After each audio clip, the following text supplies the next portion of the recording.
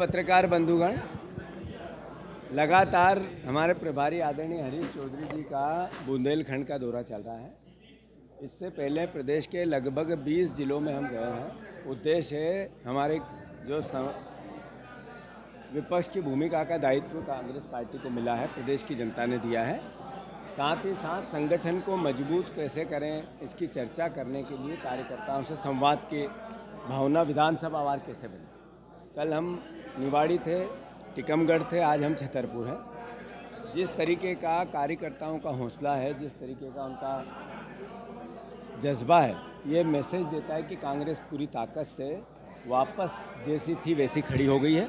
अब हम हमारा दायित्व निभाएंगे। हम पूछेंगे कि क्या हुआ मोदी गारंटियों का, हम पूछेंगे कि क्या कारण है कि सरकार को क्यों माफियाओं ने घेर लिया, कितना बड़ा करप्शन देश और दुनिया में कहीं देखने को नहीं मिलता जो मध्य प्रदेश में है।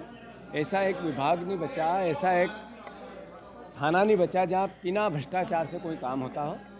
जो वल्लभ भवन है, अगर सारे मंत्रियों की जांच हो जाए तो एक भी मंत्री जेल की सलाखों के पीछे रहेंगे, बाहर नहीं आ सकते। इस तरह के हालात बने। सरकारी ज़मीन पर भारतीय जनता पार्टी के नेता कैसे कब्जा करें, बस रात दिन इसकी एक तरह से होड़ लगी हुई।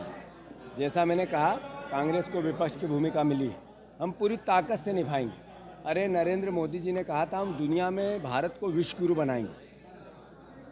हमारी वीज़ा की स्थिति क्या हो गई, हमारे पासपोर्ट की स्थिति क्या हो गई। हमें ट्रंप डराने लगा, हमें बांग्लादेश का राष्ट्रपति हमारे प्रधानमंत्री को आंखें दिखाने लगा। चाइना ने हमारे देश पे कब्जा कर, हमारे देश की ज़मीन पे कब्जा कर लिया। आखिर क्या हालात हो गए कि जो विश्व गुरु की बात करने वाले डॉलर का मुकाबला कर रहे थे, वो डॉलर अत्यधिक अकल्पनीय रुपए से ऊपर पहुंच गई।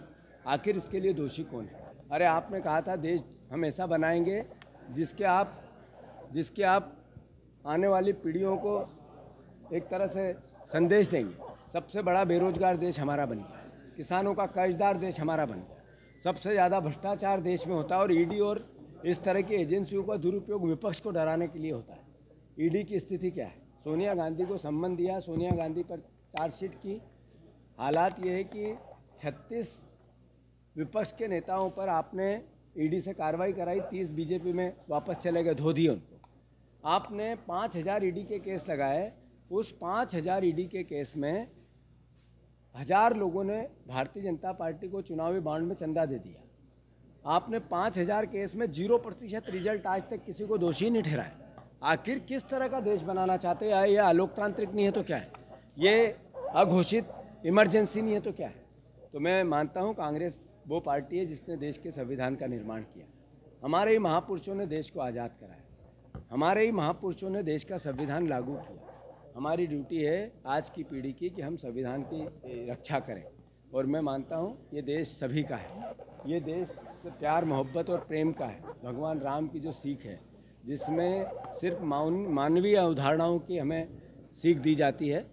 भगवान राम को सिर्फ हिंदू ही नहीं मानते, सभी धर्मों के लोग उनके आदर्श को मानते हैं। ये हमारे लिए भारत की जो प्राचीन सभ्यता और परंपरा, उसकी सीख है। मैं मानता हूँ वसुदेव कुटुंब की बात हमारे जहन में है, प्राणियों में सद्भावना की बात हमारे जहन में है, हमारे जहन में इंसानियत और मानवता की बात हमारे जहन में, उसकी कांग्रेस पार्टी रक्षा करे।